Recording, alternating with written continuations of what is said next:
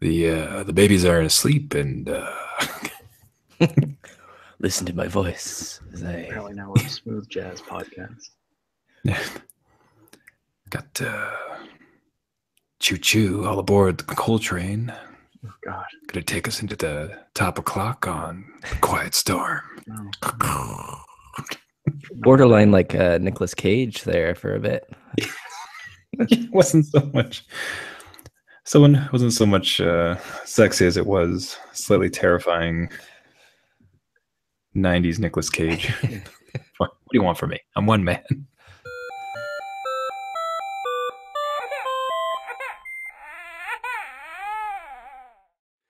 The adult beverages are poured, the kids are asleep. Welcome to New Dad Gaming, a show about fatherhood, gaming, and new fathers figuring out their gaming lives. My name is Trevor, and I have a 1.5-year-old. My name's Gavin. I have a 1.5-year-old. And I'm Jeff. I have a 3.5 and a 6-year-old. And in this version of the episode, Trevor returned to No Man's Sky, Gavin survived the plague, and Jeff saw a movie. That sums up our life pretty quickly, right? Like That's yeah. yeah. Yeah, that's good. Yeah, so just quickly off the top, obviously, to catch it up on the week. So, Jeff, it was a full family affair with the movie? Well, it was just me and the boys. So, and a friend and his son as well. So, Lego Batman was an awesome film for the kids and the parents. Really funny movie. A lot of good references, even to older Batman movies. So it was good to see the Easter eggs, and Will Arnett is Batman. So it's a good time. Highly recommend. I'm glad to see they pulled it off, because that really could have just been a cash-in. Because that character was for sure. Yeah. Lego movie, that character was of course funny, but it's a one bit, so it's great to see it turn around like this. Yeah. No, you should definitely go see it. I don't want to give any spoilers away, so it's good going in fresh. The Joker do it? The Joker did it, didn't he? Yeah, it's always the Joker, isn't it? Gavin, you're alive. You did it. Yep, managed to. Baby got a little sick earlier in the week, and then proceeded to get the rest of the family sick. So it went from baby to mama to dada, and now I'm doing fine. Wife's pretty well bounced back. Baby was fine, really fast, like 12 hours. She was good. Us adults in our, slower to heal physical forms are, yeah. It feels really unfair that patient zero seems to suffer the least of the effects compared to everybody else. And it requires the same amount of care and maintenance. So it's like when you're sort of running on fumes and you're like, oh God, I just gotta stay standing. And then baby is like, I want to run, climb on the couch. And you're like, just read a book or something. You can't yet because you don't want to, so you just want to run. So, yeah, that's certainly the short end of the stick for the parents, because when you need to be picked up and carried someplace, baby's not going to do it. No, yeah. Yeah, I ask strangers on the street, they just look at me funny. But no, it went pretty good. Luckily, it was staggered enough. Like my wife got sick, and then when she was just starting to get she was pretty much on the mend. And then I got it. It's just hit me like a cannonball. And then isn't that funny though? It's like when they get sick, you're like, oh, you got a little cold, knock you off your little feet, and then you get sick with the same virus. You're like, oh my God, how can this be? How did you not die, baby? How did you take this? And if it's really the same virus that got her, it's like she got sick 2 times. Yeah, she was fine. And then I was just like, oh, I gotta sleep all day. I just gotta sleep. But yeah, no, we're doing well now. So, but yeah, we survived the plague. That's the oh yeah. Yeah, one of them was all over my wife. It was pretty. It was impressive. Actually, it was really impressive. I just sort of stood there with my nose. Was that her in the background saying, "No, we did not survive"? Okay. Yeah, pretty much. In trauma, don't downplay it. It was horrible. She was holding our daughter on the second barf, and it was just like a steady flow, and Exorcist style. Very, very much, and it was just. And it was like, oh, oh, you got barfed on. Oh, that's oh, wow, you were getting barfed on. Okay, oh my God, like it just went. It was like a three-stager, and by like the third stage, it was like dripping out from underneath her pajamas, and it's just like, oh, okay, I'll get the shower ready. But Now yeah, I'm gonna puke. Oh my god. yeah. But it was just like I literally stood there. I was so shocked by it. I'm like, okay, what do you want me to do?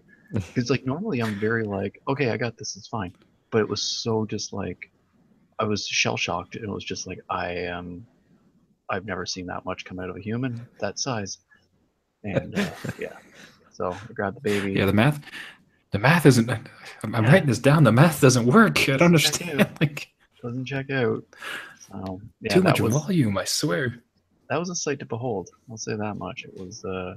I'm. I can only imagine what it would have been like to be on the receiving end of it. That looks like it must have been a little bit nuts. Because yeah, it's like, what do you do? It's like you can't drop her. Like you don't know where to point her. It's just Just drop the Get out the hose.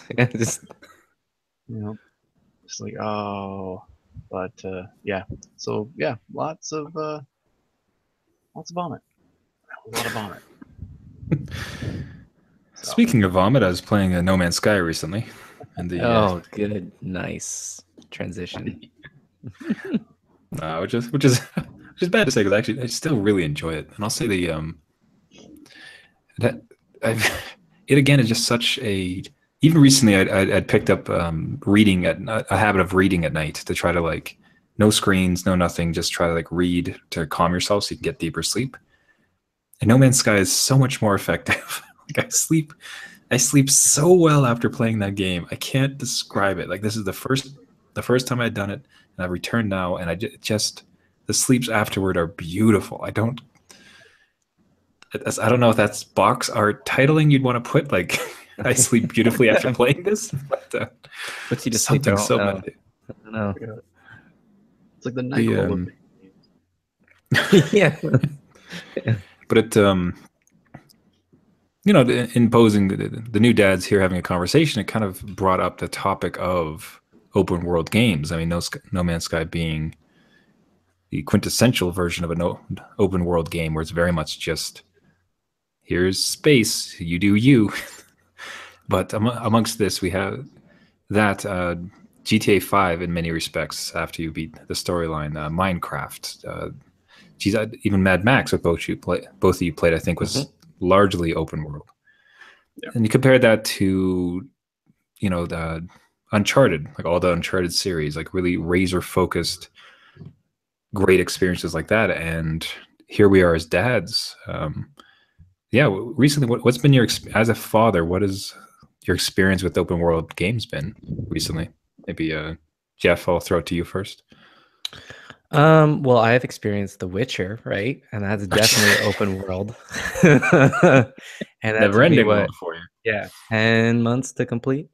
So you got to be careful at what you kind of mix and match. I think you can only have so much open world in your life. Otherwise, you get sidetracked and then you don't go back to that game. And with parenting and fatherhood being involved, you can't necessarily game every night and get back into the story. So even putting it aside and jumping back into an open world, you would have no idea what your next step would be or what your next objective is. Whereas linear, I kind of prefer as the better end of games. I think you could jump back into a level or something and kind of understand where you are in the story. It's more like a chapter in a book or a really tight focused book, where open world is just it's fun to play around in. It's like a nice little sandbox, but in terms of like gaming experience, I guess there's ones that can do really well.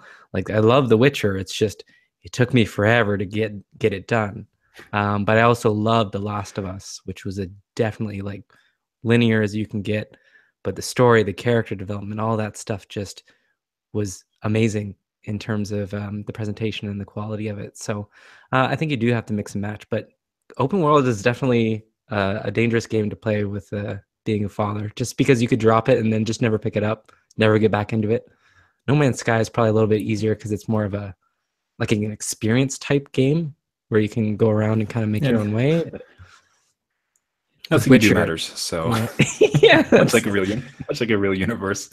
But take that, like, extending that thought you just said though, like take that against your current experiences with Stardew Valley though, which because it really is open world, is it not? I I don't know mean, if it's it's open like there's not a world. lot to it, but like open ended. Yeah, Maybe that's a better way to put it.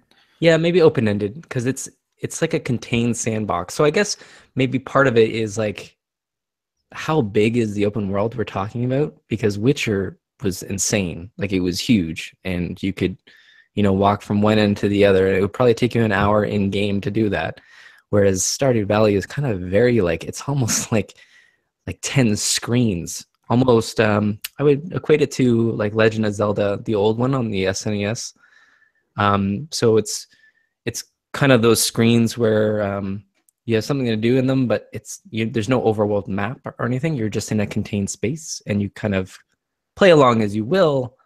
And there really is no, I guess, end game objective. There kind of is, but that one's a hard one. I put that one kind of in a gray area because it's a great sandbox, but it's not huge. It's not overwhelming. Where if I went into Mad Max or something, it's just open world icons everywhere and side quests and everything that's loses your main focus of, I guess, the end goal. And what I get it turned around on is that I should do these side quests to power up my character so I can do the storyline ones.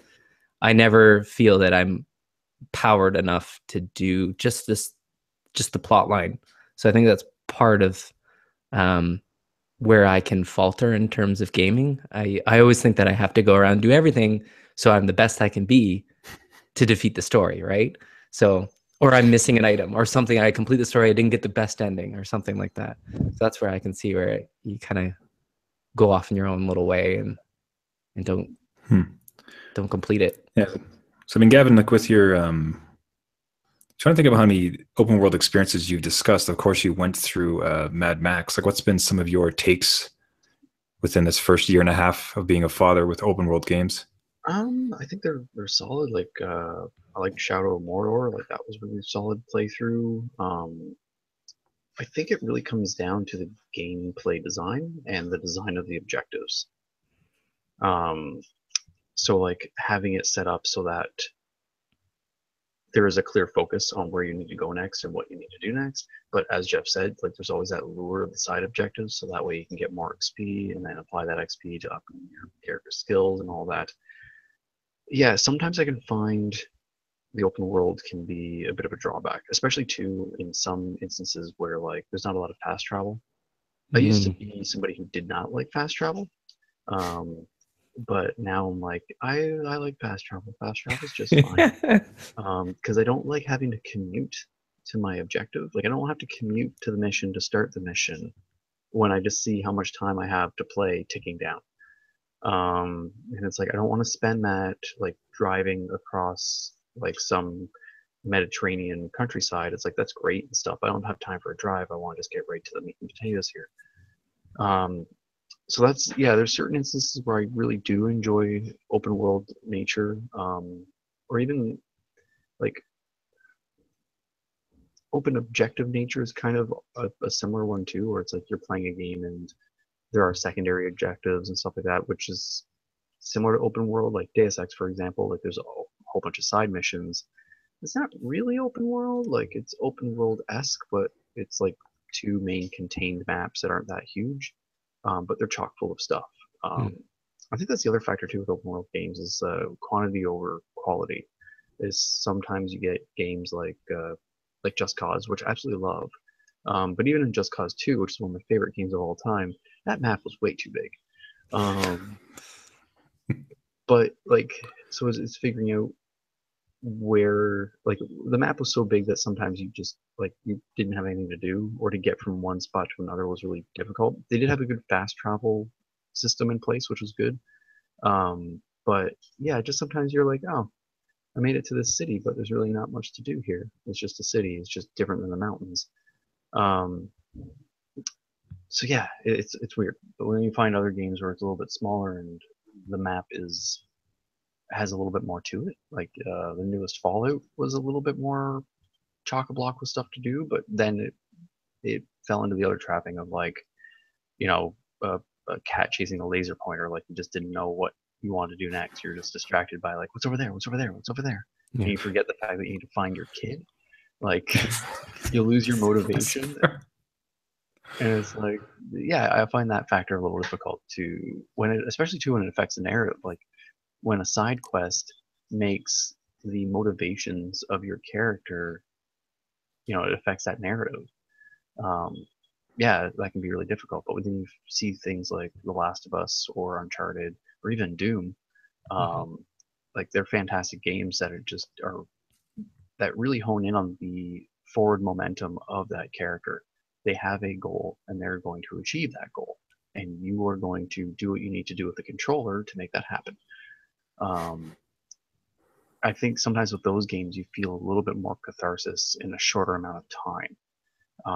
And you feel like you have a little bit more, you feel better relationship with the character because of that. Like you're not leading them astray and then feeling guilty about it.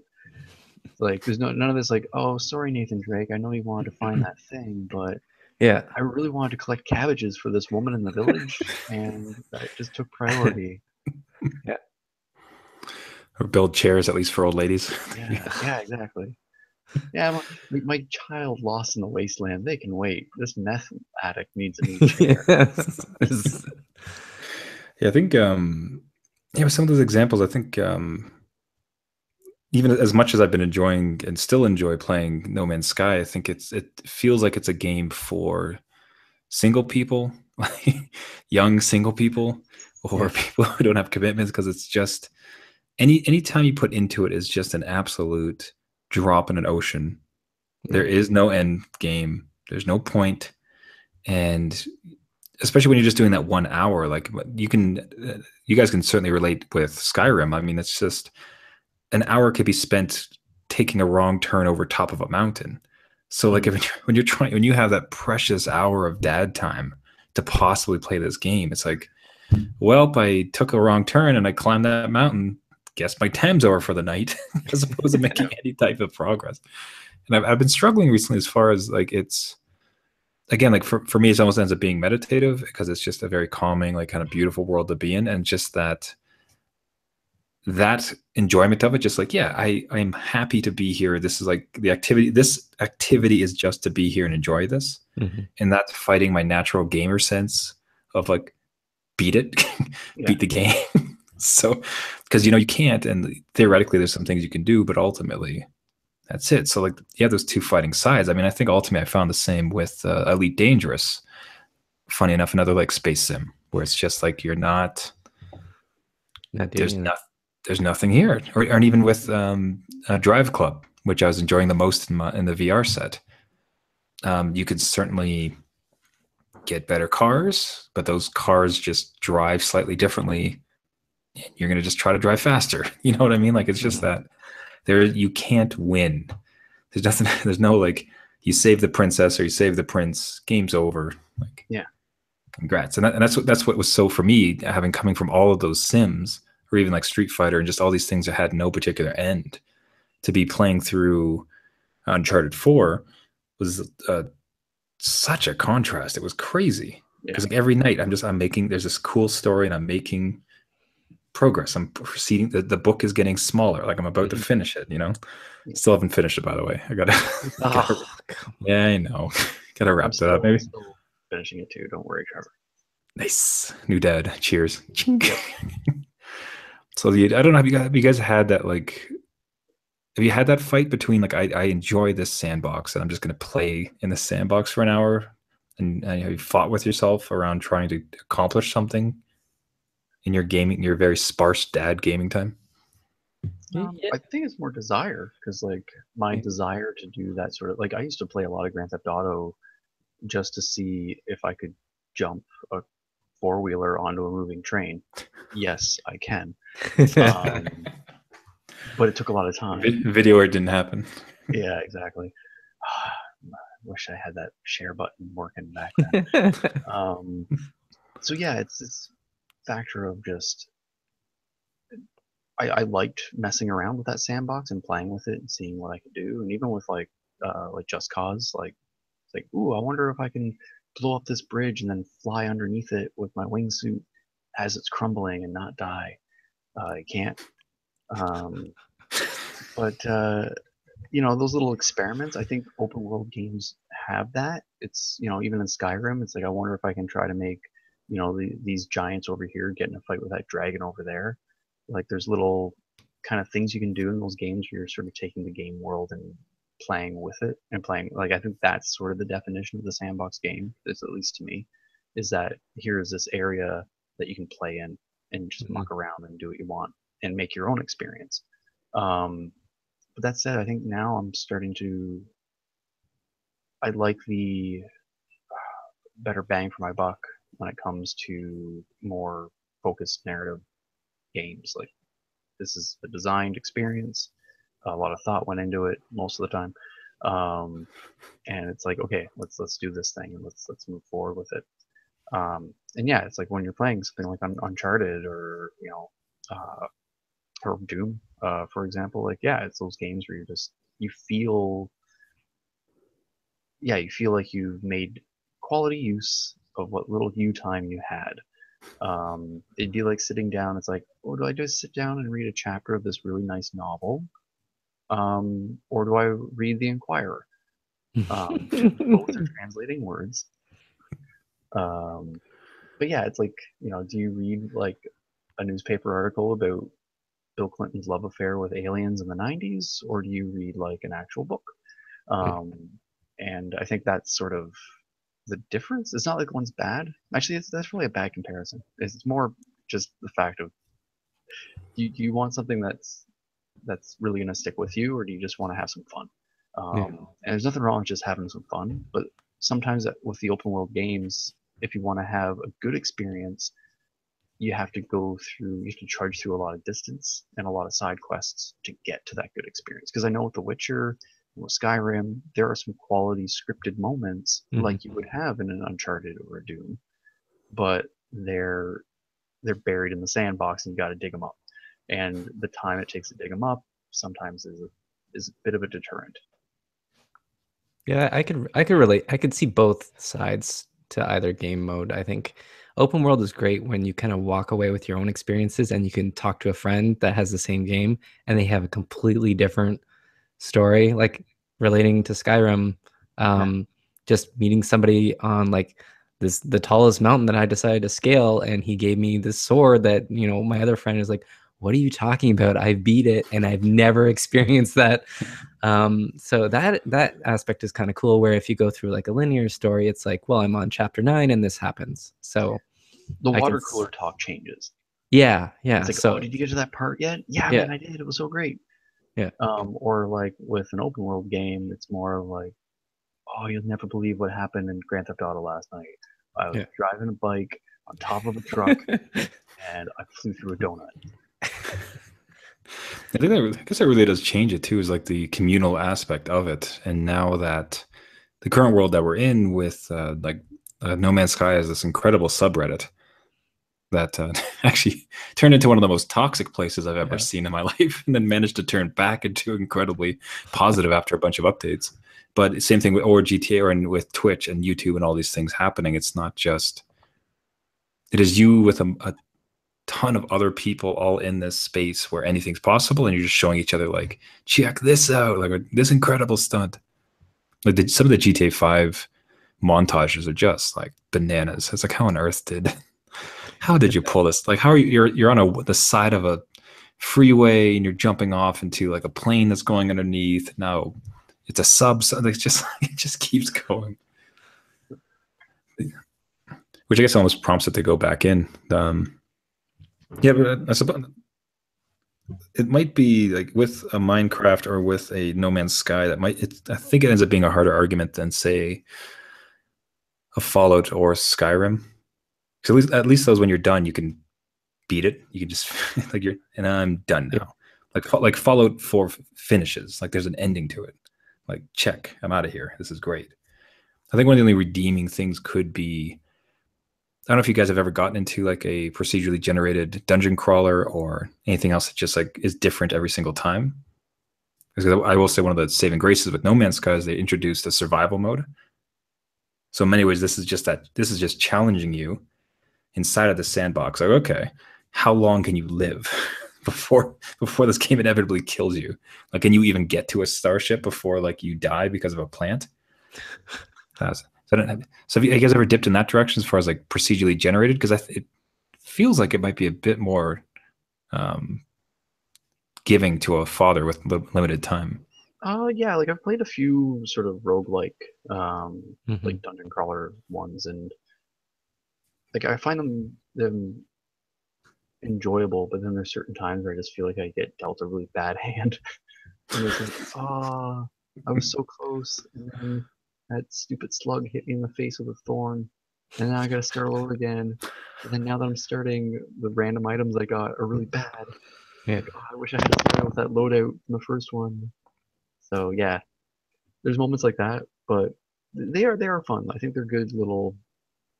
They're kind of the equivalent of, I think, just messing around in a sandbox, but there's a little bit more objectives to it and a little bit more satisfaction if you complete them or if you progress a little bit further. You know, it's like with Spelunky and stuff. Like sometimes you get a Mm-hmm. little bit further than you did last time. But with those games too, because it's sort of random, it's a lot of luck of the draw sometimes where what the level layout looks like and all this can sometimes just work in your favor and sometimes not. So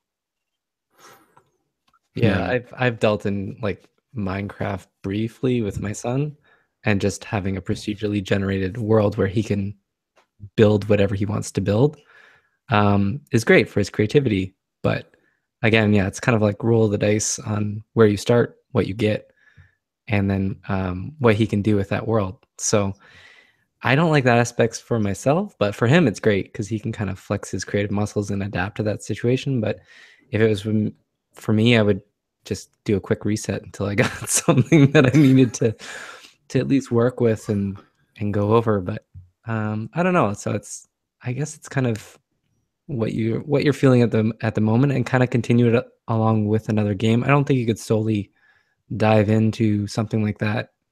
And I've seen other people do it for years and years and years, but I don't think I have that commitment with the short gaming time I have. I want to experience other things in my backlog before they get too old to care I about think or that's a factor learn. too, is like you look at these open world games and these roguelikes and stuff, and they're intriguing, but they do take up a lot of time. Yeah. And when you have like a backlog of games that you want to get through, or you see other ones coming, coming along that look also really interesting, you're like, Yeah. oh, I want to try that too. So it's sort of like, do I bother getting like, was it, Infamous Second Son. Oh yeah, yeah, yeah. That's on sale right now. Right. And I'm like, ooh, it looks really nice. I've always wanted to check it out, but it's a big open world, and I'm like, I don't want to run around the city looking for objectives. I'm literally doing that right now in my other game. And it's like, That one's a good example though, because yeah, I played that one to death, and that one's a really tight open world, if that makes sense. Like okay, it's not too it's not sprawled out. crazy. Yeah, and you Okay, have a bunch of superpowers that can not fast travel you, but you can work your way around the city and get these objectives done rather quickly. So okay, it's a good tight experience where, yeah, if it was like a Witcher world big, totally would not recommend that just because of the massive nature of it. But yeah, they okay, block it off kind of nicely okay, on that good to one. know. And Yeah, that's actually, probably part of it too, is there's open world and there's almost like closed open where like Yeah, Infamous, there's like, there's a bridge broken or something, so you can't access that part of the open world. So it mm, kind of closes you off a little bit and then opens. classic bridge break. Yeah, I know. It's like, I got superpowers. Like, what do I? Be a shame if I could fly or something. Yeah. or I don't know, swim, rent a boat. That was Grand Yeah, Theft never. Auto again too, right? Bridge break. What do you mean I can't Yeah, get over the bridge? it's not even broken. I think they just like shut it down for a while. Yeah. Yep. And you spend I an think hour trying to break it. Saints Row, like, didn't Saints Row make fun of that in one of their games? Oh, I bet I Probably. hope they did. Yeah. Yeah, probably. Yeah, then I guess like the last place I would take it would be the one of the games that's kind of on my radar for quite a while has been Steep. So that's the big open Oh world yeah, snowboarding one. Mm-hmm. And sports games in this particular conversation kind of takes up an interesting place because in many ways it's almost a little bit like a Street Fighter as far as like there's no end to it. Like I'm especially with Steep. Well, let's say like a hockey game or a basketball game. I guess you could win a championship. Yeah. But then, like, what you put it away on the shelf, it's more likely every now and then you're going to pick it up and play a game of it, and then it's just this advanced. The whole purpose of you is to get slightly better at this thing, which has no impetus on your life whatsoever. So you're just improving your skills in it, and yet I've always found like that to be very rewarding in sports games, like the driving game, like getting the better lap, the hockey game, killing your opponent 9-0, basketball and Steep. Or any like snowboarding game, of course, I think has a bit of the meditative element because it's just you drifting down a mountain, slamming into the side. But okay, we keep going. No, that's a good example too, right? Because you have to kind of like find your line to get the best jump and stuff. Where if you compared it like SSX, which was like a closed snowboarding, you got like 9 tracks. You know those like the back of your hand, right? Where Steep, you kind of start new and you can experience it. Improvise it. I think that's the same with like other open world games too. With Mad Max, it was like as big as the world was, it was really enjoyable to rip around it in the car. So traveling from point A to point B was an enjoyable experience because of how they, and like as you said with Infamous, like they give you all those powers to be able to get around. So if you can make that experience enjoyable, like yeah, why not go off a sand dune and like go flying off into the sunset or like carve through a nice big snowbank. There's these aspects of enjoying the geography of that map, but if it's just something as simple as like just drive down the road and watch for pedestrians, it's like I do that every day. Why do I want life. It's my Sunday driving, man. And I think again, like, geez, we keep driving back to Skyrim, but I just I don't often recall ever in that game lamenting a long walk because every single time it was just so interesting. Like something happened. It was beautiful. It was always beautiful, and the music was swelling and wonderful, and it's just like, oh, it's like I just want to live. It's like the whole. There's world. a bandit. There's a bandit cave. There was a like every now and then like they'd throw in some random stuff. Like every now and then like the 3 guards would be taking a high elf somewhere, and you get to choose like, okay, am I gonna just let this pass? Am I gonna try to like kill a bunch of guards? Yeah. Sorry, sorry, Gavin, you were saying about the world. The game's world was literally a nice warm blanket. Like you just felt nice in it. You did. It's true. And you'd want to stay there for a long time, hours and hours and hours. Hours and hours and hours. I think that was the thing. If an open world is very inviting, then yeah, like I think maybe that's also the difference too. Why I feel more of a draw to Skyrim than to Fallout 4 again is because there was something about Skyrim's world that was very. Even though I'm more about like sci-fi and post-apocalyptic stuff, like that's sort of more my leanings when it comes to fantasy stuff. But yeah, there's just something with Skyrim that was just epic. Perfect storm of audio and visuals, like hearing that sweeping music as you're coming over top of this ridge and looking over and like the fog and the lowlands, and it's just like it's just so nice. Yeah. So man, now I gotta play Skyrim. Yeah, now I was gonna log off here and go play Skyrim. You know what? One last detour. You know what big open world I miss? The Fable II. I was never played. Man, that goes down as one of my favorite games of all time. It's got to be the most charming world I've ever been in. Like it was just so nice. It's relatively happy. It's very much like a Disney version of a open world.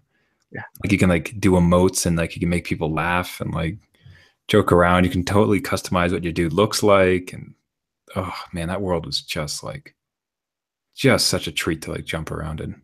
I think not even quite as exciting as Skyrim, but man, I always think back on Fable. Kind of just keep hoping they'll announce Fable 4, but not likely.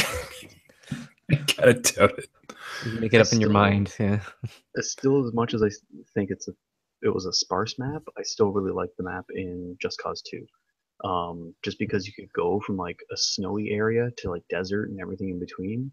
and like your character would get covered in sand, and then like within a half hour you had them covered in snow. There was just something kind of interesting about that, like the fact that this little continent that they made had multiple ecosystems on it. I thought that was really cool.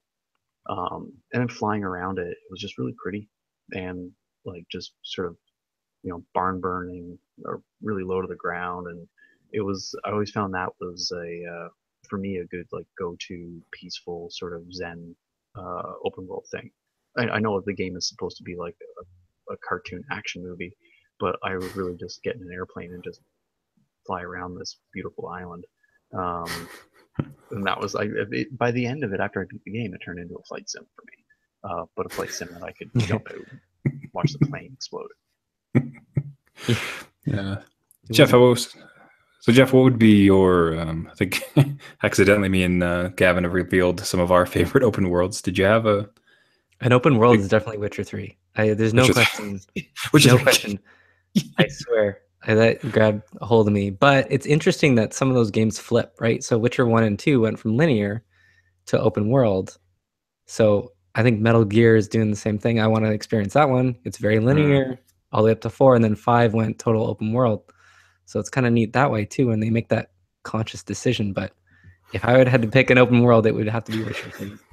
It is very depressing, but it's like a good depressing. Like it shows you the human nature of, like if you do something in that world, it does affect it, and people talk about you differently, and towns burn down because of you, and other characters die because of you, and it's a good, I don't know, it's a good reality to get into. Could one not so loyal to that game? It makes me wonder whether the publishers have like photos of Jeff doing something compromising. If Cyberpunk, if I can get a free copy of that game when it comes out in 5 years, I'll review it. Yeah, in many ways though, is Witcher 3 not just a more adult version of Fable 2? For being honest, probably. A very, very, very more. Yeah. That's Mickey Mouse, I guess. It's like Disney Channel versus FX. Well, so I think from the sounds of it, all three of us need to go find our copies of Skyrim. I think so. Yeah.